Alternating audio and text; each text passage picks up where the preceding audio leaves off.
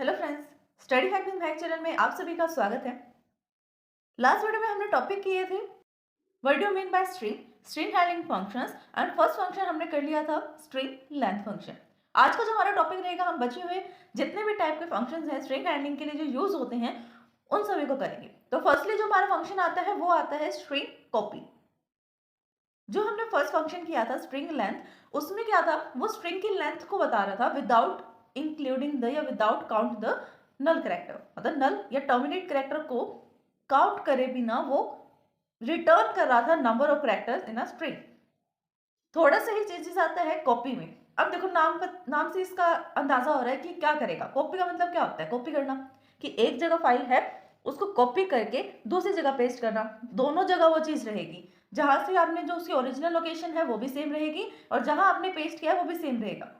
इसके अंदर वो क्या कह रहे हैं कि this function is use to copy the one string to the another. इस फंक्शन का हम यूज किस लिए करते हैं? कॉपी करने के लिए, किसी एक स्ट्रिंग को किसी दूसरी स्ट्रिंग के अंदर। ठीक है, जैसे एक हमने स्ट्रिंग का एरे बना रखा है str1, इसके अंदर जो स्ट्रिंग पड़ी है उसको हमने str2 स्ट्रिंग में एंटर करवा दिया, str2 के अंदर एंटर करवा दिया, मीन्स कॉपी कर दिया। इसके अंदर जो स्ट्रिंग है वो कॉपी हो चुकी है str2 में, इसको कहते हैं कॉपी करना। अब वो दोनों जगह रहेगी, str1 में भी और str2 में भी। एक स्ट्रिंग को एक करेक्टर एरे से उठाकर किसी दूसरे करेक्टर एरे में स्ट्रिंग के अंदर प्लेस कर देना, वो होता है स्ट्रिंग कॉपी का काम।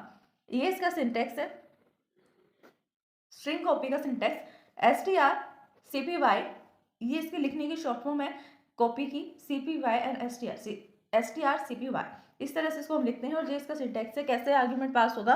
पहले वो वाला आर्ग्यूमेंट पास होगा जिसके अंदर आपका डेटा है। अब उस डेटा की जो ओरिजिनल पोजीशन है उसका डेटा जहां पर भी होगा, जैसे स्ट्रिंग 1 में है डेटा अभी स्ट्रिंग, तो वहां पे फर्स्ट पोजीशन पे वो डेटा आएगा जहां पर है, और सेकंड पोजीशन पे हम क्या लिखेंगे? जहां पर हम कॉपी करना चाहते हैं। It assign the content of the string 2 to string 1। इसका मतलब क्या है कि जो भी स्ट्रिंग 1 का हमारे पास जो भी डेटा होगा, स्ट्रिंग होगी, वो हम स्ट्रिंग 2 में एंटर करवा देंगे, बट जो स्ट्रिंग है वो कांस्टेंट या वेरिएबल होनी चाहिए, वो सिर्फ तभी एंटर हो पाएगी। नेक्स्ट जो हमारे पास आता है फंक्शन, वो आता है स्ट्रिंग कॉपी कंपेयर। स्ट्रिंग को कंपेयर करना, strcmp, cmp का मींस कंपेयर करना। अब दो स्ट्रिंग है, वो आपस में कंपेयर कैसे होगी? या फिर कंपेयर करने के हमारे पास कितने स्ट्रिंग्स होने चाहिए? एटलीस्ट 2 स्ट्रिंग्स होनी चाहिए, तभी हम कंपैरिजन परफॉर्म कर सकते हैं, क्योंकि एक ही स्ट्रिंग के अंदर कंपैरिजन परफॉर्म करना पॉसिबल नहीं है। तो strcmp में क्या होता है? This function compares the two strings. ये फंक्शन क्या काम करता है? दो स्ट्रिंग्स को कंपेयर करता है and return 0 if they are equal. जैसे कोई दो स्ट्रिंग है, मैंने लिखा राम, दूसरी तरफ मैंने लिखा श्याम, ये दो स्ट्रिंग्स है, राम एक स्ट्रिंग है, श्याम एक स्ट्रिंग है। ठीक है, अगर ये दोनों आपस में जो स्ट्रिंग्स हैं, अगर ये इक्वल होंगी तो हम क्या रिटर्न कर देंगे? 0। अगर ये इक्वल नहीं होगी देन हम कुछ नेगेटिव वैल्यू को रिपीट करेंगे, नेगेटिव वैल्यू को रिटर्न करेंगे। It return the negative number if the first string alphabet less than the second. अगर जो फर्स्ट वाली स्ट्रिंग है वो सेकंड वाली स्ट्रिंग के फर्स्ट अल्फाबेट से कम होगी, STR, ये वाला बड़ा है ना और ये वाली कम है, यही तो है ना। वो कह रहा है कि फर्स्ट वाली जो स्ट्रिंग है वो सेकंड वाले के फर्स्ट स्ट्रिंग से अगर कम होगी तो नेगेटिव वैल्यू रिपीट करेंगे, लेकिन ऐसा तो नहीं है, आर तो बाद में आता है।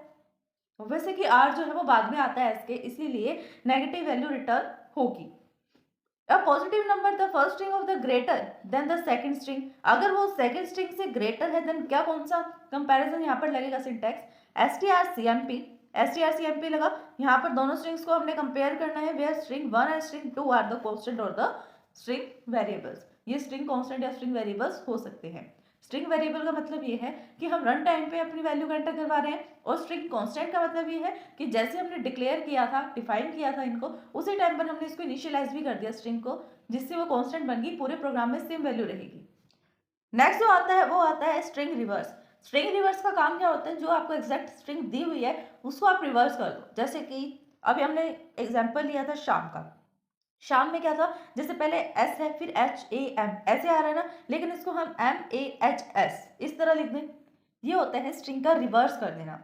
This function is use to reverse a string. ये फंक्शन यूज किया जाता है स्ट्रिंग को रिवर्स करने के लिए। इसका सिंटेक्स क्या होता है? स्ट्रिंग रिवर्स, उसके अंदर स्ट्रिंग को पास कर देंगे जिसको हम रिवर्स करना चाहते हैं।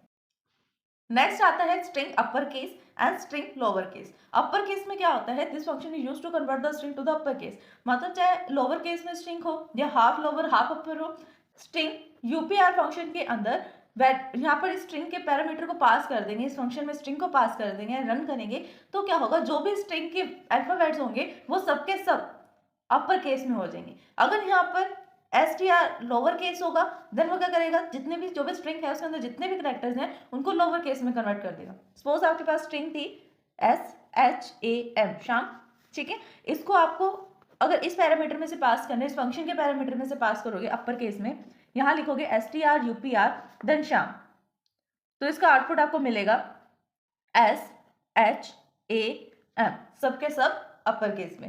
अगर इसी स्ट्रिंग को आप str लोअर केस में पास करोगे श्याम, अब देखो S दोनों में ही बड़ा था बाकी सब छोटे थे, तो इसका आउटपुट आपको क्या मिलेगा, SHAM, श्याम, सब स्मॉलर केस में हो गए, लोअर केस में हो गए।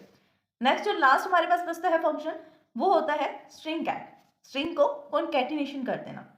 कॉन्कैटिनेशन का मतलब होता है दो स्ट्रिंग को जोड़कर एक बना देना। जैसे आपके पास दो स्ट्रिंग्स हैं, जैसे श्याम है एक स्ट्रिंग और दूसरी स्ट्रिंग है वर्मा, तो इन दोनों स्ट्रिंग को ऐड करके इसको श्याम वर्मा बना देना, ये होता है कॉन्कैटिनेशन।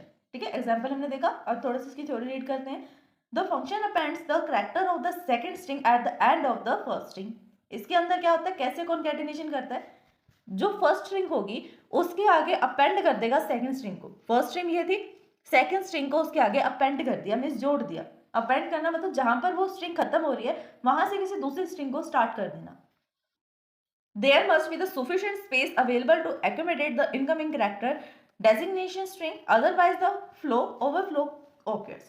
इसका मतलब ये है कि आपको पता है कि आपको कॉन्कैटिनेशन परफॉर्म करना है, इसलिए जो आप फर्स्ट स्ट्रिंग का एरे बनाओगे उस एरे के अंदर आपको स्पेस ज्यादा लेना पड़ेगा, रन टाइम में नहीं, डिक्लेरेशन टाइम में। डिक्लेयर करते टाइम उसको आप थोड़ा ज्यादा स्पेस दे दो। आपको पता है कि आपकी स्ट्रिंग में 5 कैरेक्टर यूज हो रहे हैं तो उसको 20 दे दो। आपको ये भी तो पता है ना कि आप अपेंड करोगे दूसरी स्ट्रिंग को, दूसरी स्ट्रिंग में क्या पता कितने हो, आपको थोड़ी पता है। आप रन टाइम में तो स्ट्रिंग को एंटर करवा सकते हो, इसलिए हमें स्पेस को थोड़ा ज्यादा कंसीडर करके चलना चाहिए। तो वो यही चीज कह रहा है, अगर आप कॉन्कैटिनेशन परफॉर्म करवाना चाहते हो तो स्पेस थोड़ा ज्यादा होना चाहिए स्ट्रिंग के अंदर, अदरवाइज ओवरफ्लो की कंडीशन जो है वो ओक्यूर होगी।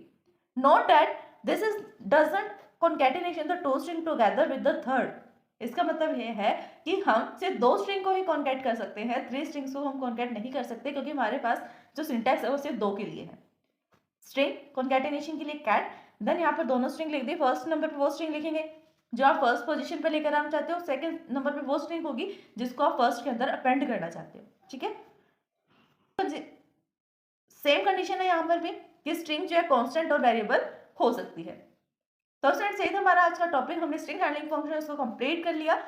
अगर इस वीडियो को समझने में आपको कोई भी डाउट आता है तो आप हमें कमेंट कर सकते हैं। आपको हमारी वीडियो समझ में आती है तो लाइक शेयर कमेंट करना ना भूलें। Thanks for watching my video.